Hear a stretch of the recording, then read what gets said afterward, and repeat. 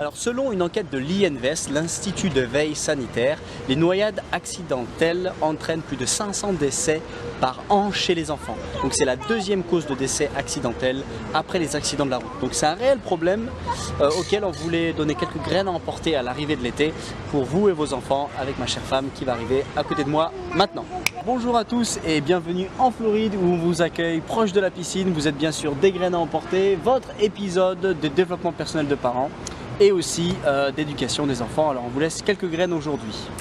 Alors qu'on est à côté de la piscine, on voulait vous parler des graines à emporter pour justement garder votre enfant en sécurité quand il y a une piscine. Donc bien sûr c'est pour éviter les noyades.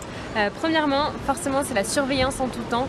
On a passé beaucoup de temps avec un pédiatre ici qui nous disait que la plupart des fois où il voit des parents aux urgences, c'est parce que c'est pour des enfants semi-noyés ou complètement noyés, parce qu'ils arrivent chez les grands-parents, il y a l'euphorie, tout le monde se dit bonjour, tout le monde est trop content de se voir.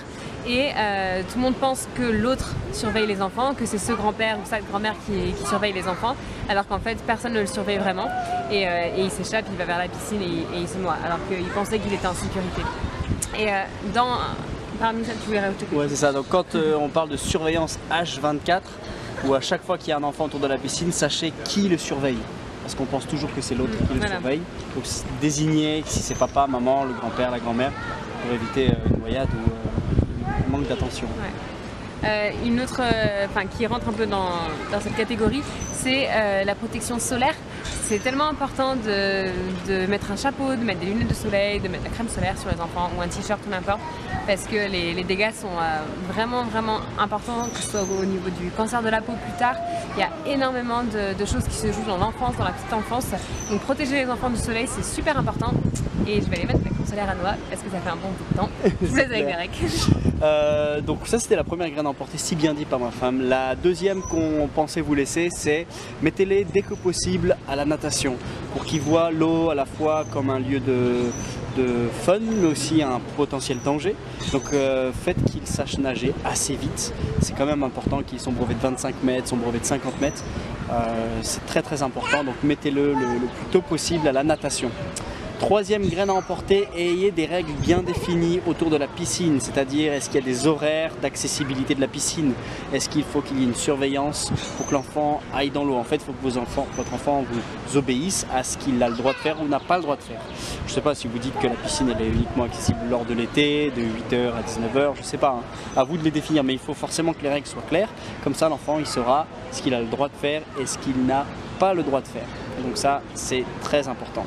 Et donc la graine suivante, c'est connaissez votre enfant. Il y a par exemple pour nous, Noah, on peut le laisser dans l'eau en le surveillant. Et on sait très bien qu'il ne va pas s'aventurer comme un aventurier à aller dans l'eau où il n'a pas pied. Alors qu'on sait très bien qu'avec notre deuxième, Joseph, si jamais on le laisse dans l'eau et on le surveille, lui va vouloir aller là où il n'a pas le droit. Et donc connaître son enfant va pouvoir vous permettre de doser votre degré de surveillance, de laisser ou non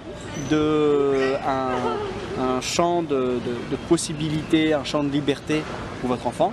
Donc c'est très important de connaître son enfant sur la liberté qu'on peut lui donner ou pas, de savoir si on peut le mettre dans l'eau tôt ou moins tôt, parce que chaque enfant est différent et donc le degré de surveillance sera forcément différent. Et on voulait laisser ces quelques graines pour que vous puissiez vous munir de précautions alors que l'été arrive, pour avoir des moments fun avec vos enfants autour de la piscine, chez vous, chez les grands-parents, et que tout se passe bien et que tout le monde sorte sain et sauf.